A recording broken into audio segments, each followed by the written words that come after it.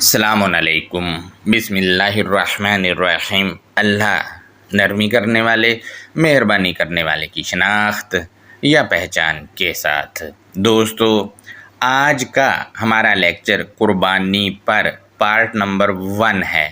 آپ کو میں بتاتا چلوں کہ الکتاب المبین، جسے قرآن مجید بھی کہا جاتا ہے، اس میں وہ تمام آیات جن سے یہ لوگ جانوروں کو سال بعد گردن پر چھری چلا کر حلال کرنا لیتے ہیں اور جسے یہ لوگ قربانی کا نام دیتے ہیں، اس کے متعلق یہ لوگ جتنی بھی آیات پیش کرتے ہیں جو حج سے متعلق یا اس کے علاوہ ہیں، ان تمام آیات میں قربانن اور قربانن جیسے الفاظ ہیں ہی نہیں، اور نہ ہی کہیں ان آیات میں لکھا ہے کہ ان کے گلوں پر چھری چلا کر ان کو سال بعد حلال کرنا، اور نہ آیات میں کہیں چھری کا ذکر ہے۔ اگر کہیں ایسا لکھا ہوا ہے تو برائے مہربانی کوئی ایک آیت پیش کریں اور وہ کومنٹ میں کر دیں آپ لوگ، تاکہ ہو سکتا ہے ہماری نظر سے یہ باتیں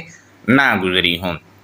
اس کے برعکس جب بھی میری معاشرے کے لوگوں سے اس موضوع پر بات ہوئی تو انہوں نے کہا یہ سنت ابراہیمی ہے، اور اس کو ثابت کرنے کے لیے سورہ 37 کی آیت نمبر 102 اور 107 تک پیش کرتے ہیں،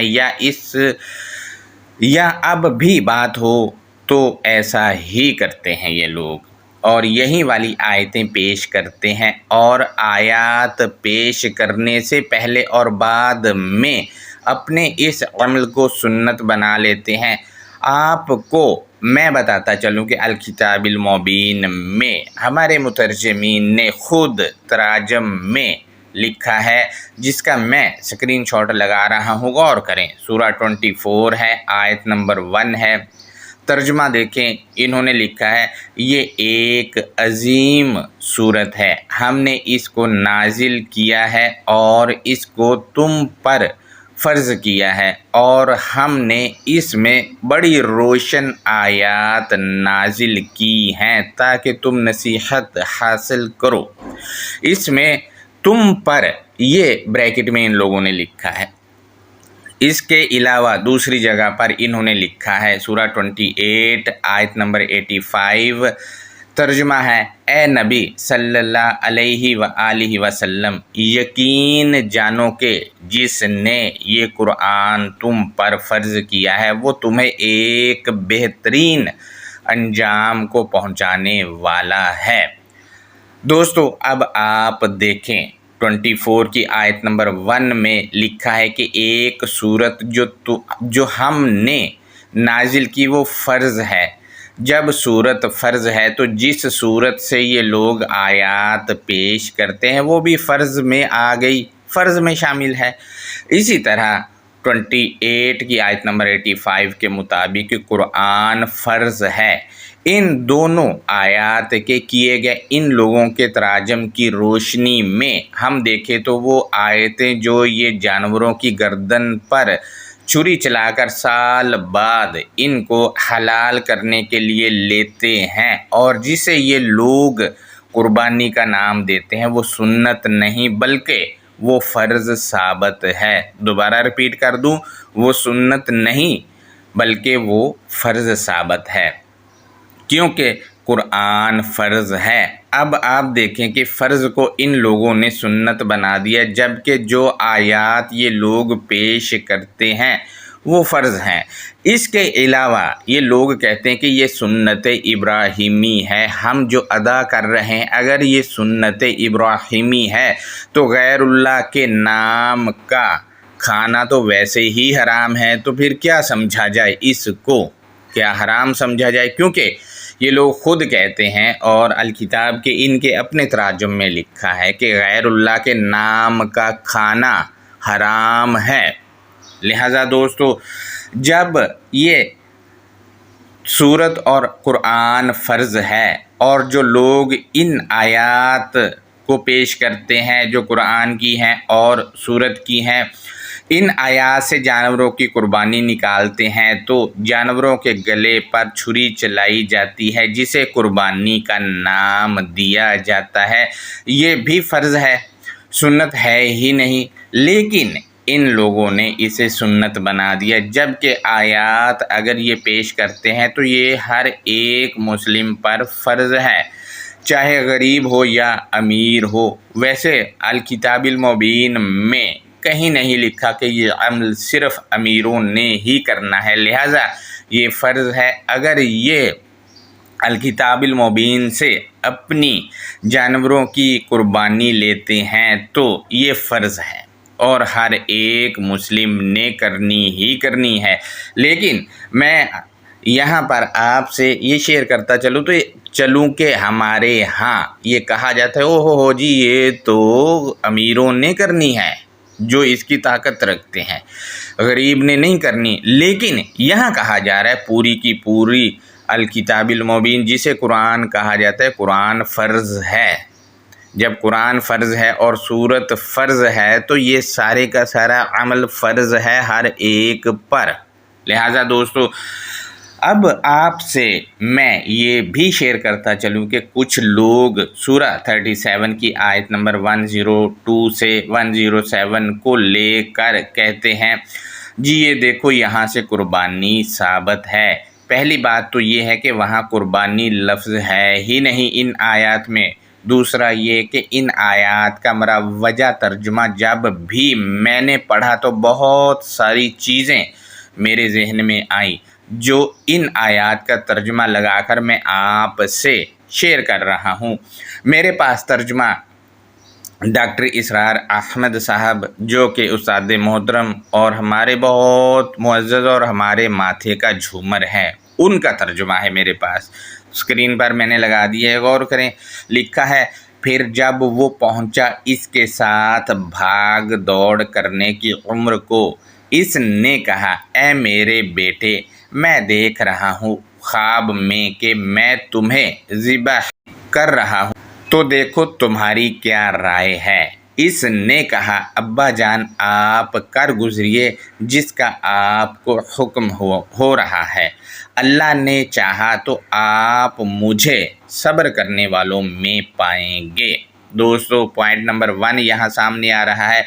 इस आयत में किसी नबी का नाम नहीं है, लेकिन यहाँ से इस्माईल सलामुन अलैहि का नाम निकालते हैं ये लोग, शायद इस वजह से कि अल्लाह वो नाम लिखना भूल गया था, इन्होंने वो कमी पूरी कर दी। अल्लाह वो नाम लिखना भूल गया था, इन्होंने वो कमी पूरी कर दी।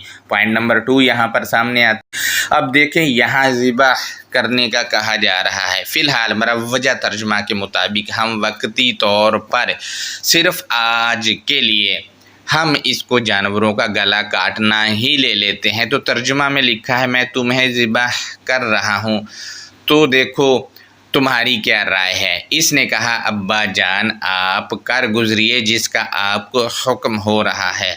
अल्लाह ने चाहा तो आप मुझे सब्र करने वालों में पाएंगे। ये आयत फ़र्ज़ है। इसके मुताबिक तो बेटे की गर्दन काटनी ही काटनी है, किसी जानवर की नहीं काटनी। और ना ही इन आयत में कहीं लिखा है कि दुम्बा जन्नत से आ गया। अगर दुम्बा जन्नत से आ गया या जानवर इसकी जगह ज़िबह कर दिया तो ख्वाब पर अमल हुआ ही नहीं।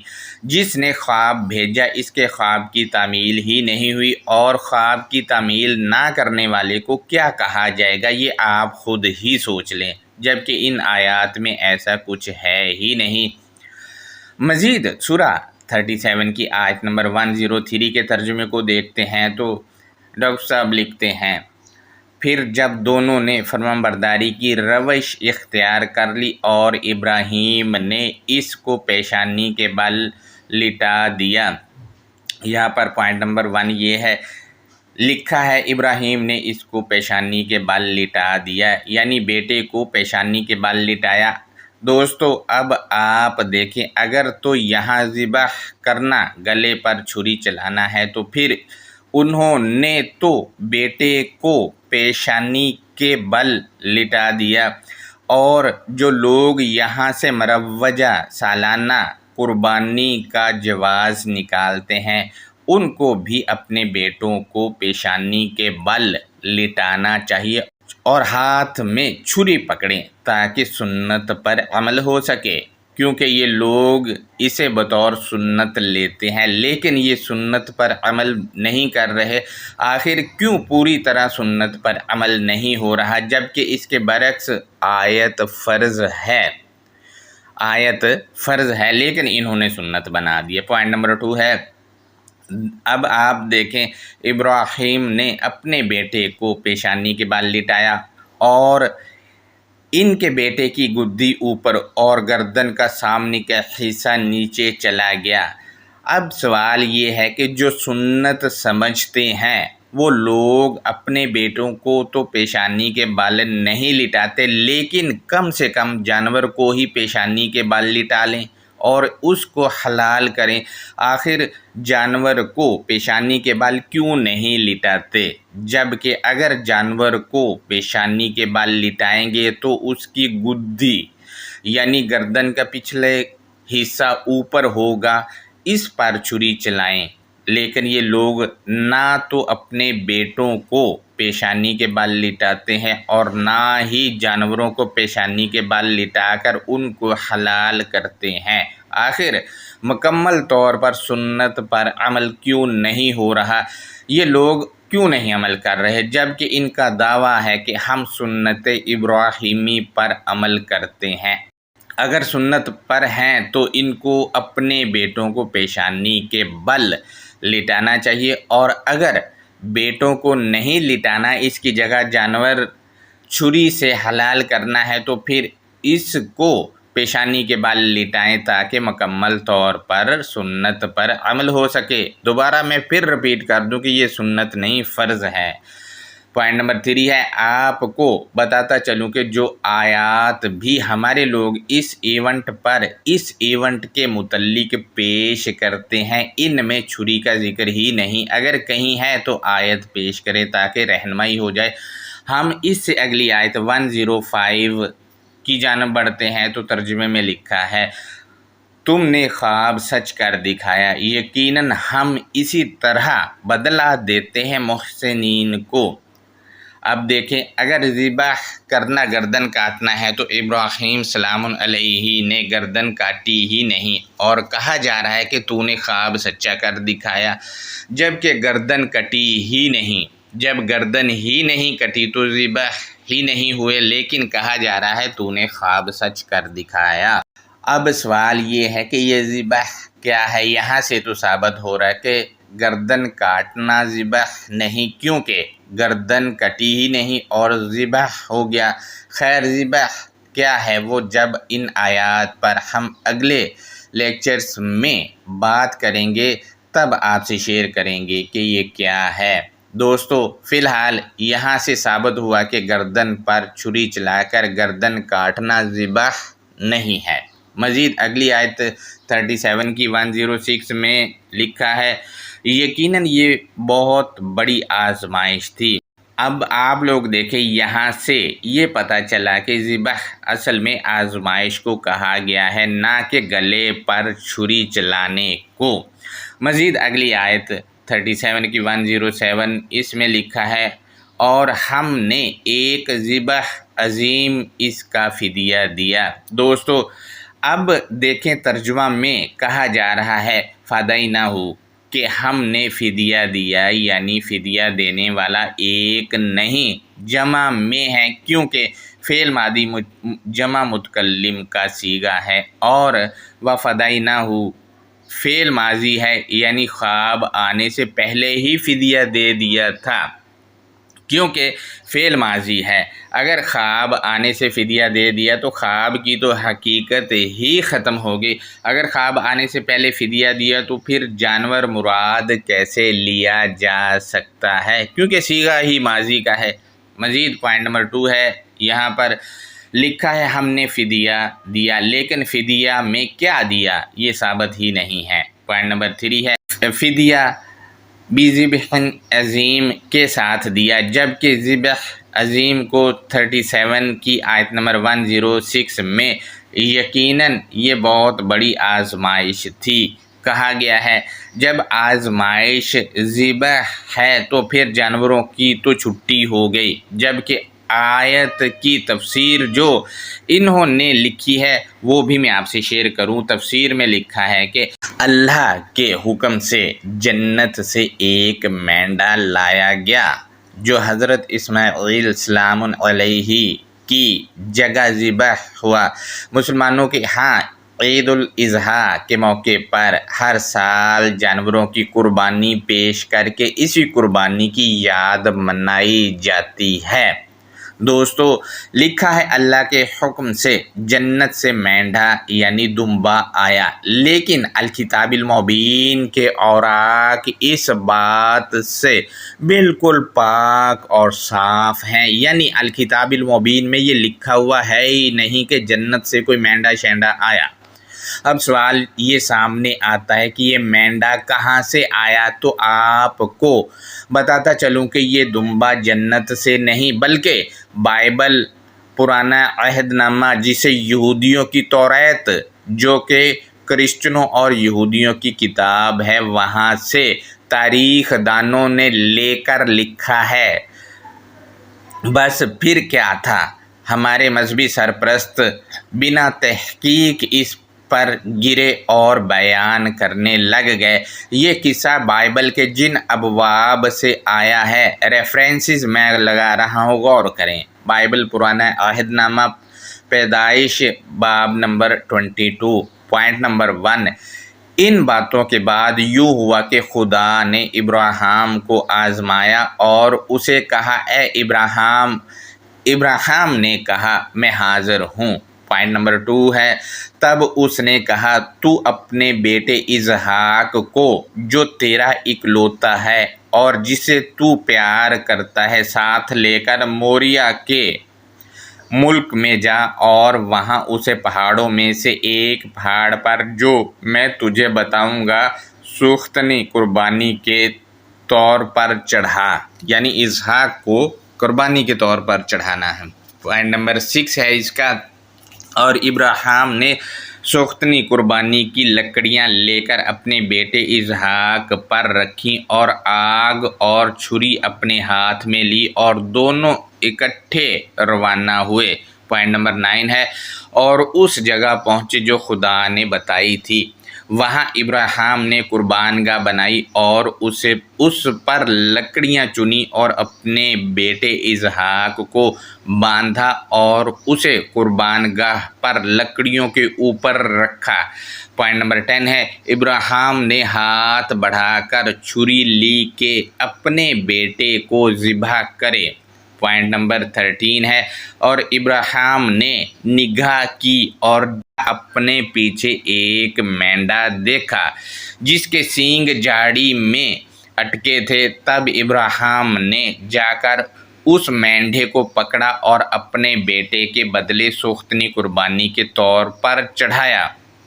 دوستو یہ پرانا عہد نامہ جو یہودیوں کی کتاب ہے جس کو یہ لوگ توریت کہتے وہاں سے لیا گیا ہے، جو ہمیں ممبروں پر بیٹھ کر سنایا جاتا ہے۔ مزید اس کی تفصیل کے لیے اور بائبل سے میں پوائنٹس لگا رہا ہوں، غور کریں۔ باب نمبر 22 پرانا عہد نامہ 1 سے 13 پڑھیں، وہاں سے یہ قصہ و مینڈھا لیا۔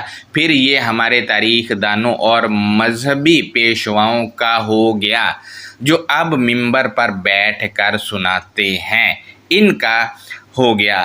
مزید ہم دیکھتے ہیں سلاطین باب نمبر 8 بائبل 62 نمبر ہے اس کا، اور بادشاہ نے اور اس کے ساتھ سارے اسرائیل نے خداوند کے حضور قربانی خداوند کے حضور گزرانی 63 میں ہے، اور سلیمان نے جو سلامتی کے ذبیحوں کی قربانی خداوند کے حضور گزرانی اس نے 22,000 بیل اور 1,20,000 بھیڑیں قربان کی۔ دوستو ایسی ہی کچھ ہمارے ہاں بھی ایک حدیث ہے جس میں ایسا ہی کچھ لکھا ہوا ہے، وہ آپ نے یقیناً پڑھی ہوگی۔ دوستو مزید ہے، یوں بادشاہ نے اور سب بنی اسرائیل نے خداوند کا گھر مخصوص کیا۔ یہ بیل، بکریوں، دمبوں، بھیڑوں کا ذکر یہودیت سے آیا ہے دوستو۔ قرآن میں ایسا کچھ نہیں، سب بائبل جو کہ یہودیوں اور کرسچنوں کی کتاب ہے وہاں سے لے کر آئے، تاریخی روایات کے تھرو اس قصے کو اپنا بنایا اور اسحاق کا نام ہٹا کر اسماعیل لکھ لیا ان تاریخ دانوں نے، اور پھر ہمیں ممبر پر بیٹھ کر یہ کھٹی میٹھی کہانیاں سنانی شروع کر دی۔ دوستو ہمارے ارد گرد آپ نے یہ شور بھی سنا ہوگا کہ جس کی قربانی کرنی ہے وہ جانور بے عیب ہونا چاہیے۔ یہ چیز کہاں سے آئی وہ بھی میں آپ سے شیئر کر رہا ہوں۔ اخبار پرانا عہد نامہ یہودی کتاب باب نمبر 3 پوائنٹ نمبر 1 ہے، اور اگر اس کا چڑھائے تو خواہ وہ نر ہو اور وہ گائے بیل میں سے کسی کو چڑھائے تو خواہ وہ نر ہو یا مادہ، پر جو بے عیب ہو اس کو وہ خداوند کے حضور چڑھائے۔ پوائنٹ نمبر 6 ہے، اور اگر اس کا سلامتی کے ذبیحے کا چڑھاوا خداوند کے لیے بھیڑ بکری میں سے ہو تو وہ خواہ وہ نر ہو یا مادہ، پر جو بے عیب ہو اس کو وہ چڑھائے۔ اخبار باب 4 پوائنٹ نمبر 32، اور اگر خطا کی قربانی کے لیے اس کا چڑھاوا برا ہو تو وہ بے عیب مادہ لائے۔ 28 میں ہے، تو جب وہ خطا جو اس سے سرزد ہوئی ہے اسے بتا دی جائے تو وہ ایک بے عیب بکرا اپنی قربانی کے واسطے لائے۔ دوستو اخبار پرانا عہد نامہ باب 3 اور 4 میں بے عیب بچڑا بارے لکھا ہے۔ اس میں کچھ ہمارے دوست بھی جو یہودیانہ رسم پوری کرتے ہیں کہ بغیر عیب والا جانور چیکنگ کر کے ڈھونڈتے ہیں، یہ آپ نے خود اپنی آنکھوں سے ایسے لوگ دیکھے ہوں گے۔ میں ان لوگوں سے پوچھتا ہوں کہ کیا جانوروں میں بھی اللہ فرق کرتا ہے؟ کیا اللہ کو عیب دار جانور سے نفرت ہے؟ اگر اس کو نفرت ہے تو عیب جو اس نے عیب دار جانور پیدا کیا یا عیب لگا وہ بھی تو اسی کی مرضی سے لگا ہے، آخر اللہ جانوروں میں فرق کیسے کرے گا؟ رہنمائی کریں۔ دوستو اب دیکھیں، لوگ کھالیں بھی لیتے ہیں، یہ کھال لینے والا کام کون کرتا ہے؟ جو یہ کام کرتا ہے وہ آپ کو پتہ ہی ہے کہ ہمارے مذہبی پیشوا ہیں۔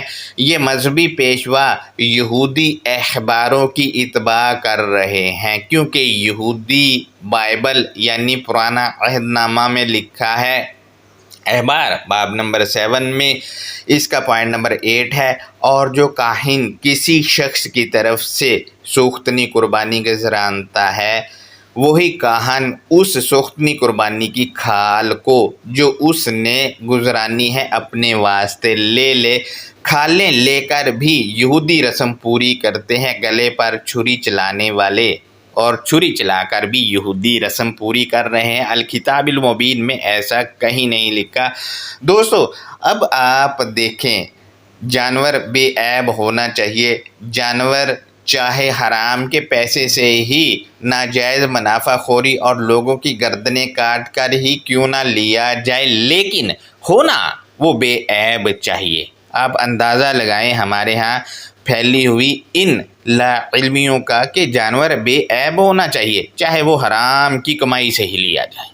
اندازہ لگائیں۔ مزید ہم آگے بڑھتے ہیں تو ایک میں نے چھوٹا سا نوٹ الگ سے لکھا ہے، اس کا نام جو میں نے رکھا ہے اسحاق عربی، اسحاق توراتی اور عید الاضحیٰ، یہ اس کا ٹائٹل ہے۔ اس میں نے لکھا ہے اسحاق کو یہودی اسحاق کہتے ہیں، اور بائبل پرانا عہد نامہ میں لکھا ہے اسحاق کی قربانی کی، لہٰذا اسحاق بڑا ہوا۔ یہودیوں نے اسحاق کے نام پر عید الاضحیٰ بنائی۔ بائبل میں لکھے گئے افسانے کی وجہ سے یہ عید اسحاق کے نام پر بنائی ہوئی ہے۔ وہ اس میں جانوروں کو کاٹا کرتے تھے، اس کو عید اسحاق کہا جاتا ہے، جسے عربی میں عید الاضحیٰ کہا جاتا ہے۔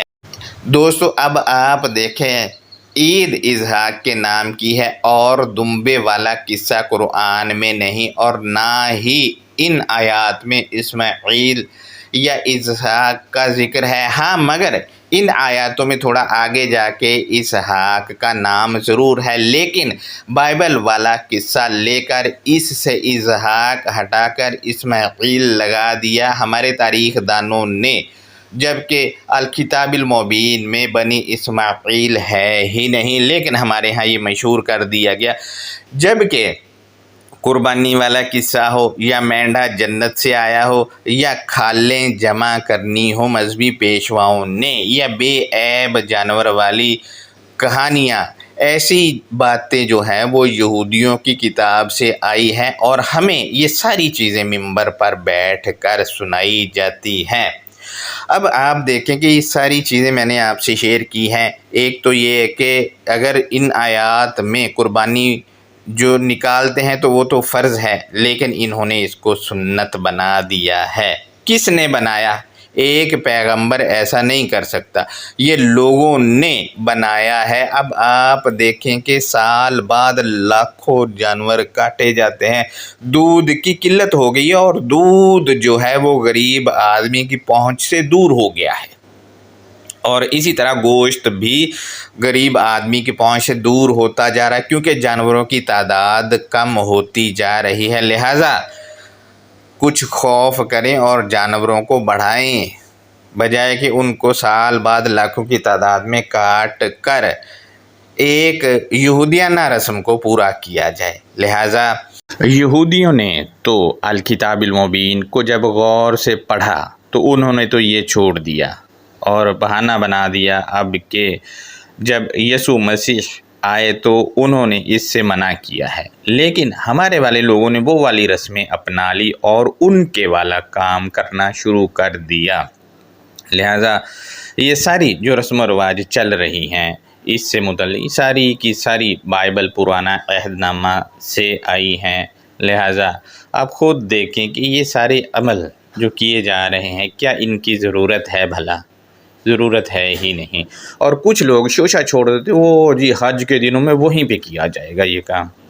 عقل کے ناخن لے، ایک طرف تو یہ لوگ کہتے ہیں یہ جی ایک سالانہ میٹنگ ہے، دوسری طرف کیا وہاں جو الکتاب المبین کے تراجم کیے ہیں سورہ الحج کے اس کے مطابق فقیر وہاں گوشت مانگتے پھرتے ہیں۔ یوں لگتا ہے کہ وہ منگتوں کا ایونٹ ہے، حج نہیں ہے۔ لہٰذا یہ ہمارا آج کا لیکچر تھا، اس پر کوئی سوال ہے تو وہ آپ ہم سے کر سکتے ہیں۔ اللہ حافظ، اپنا بہت زیادہ خیال رکھیں۔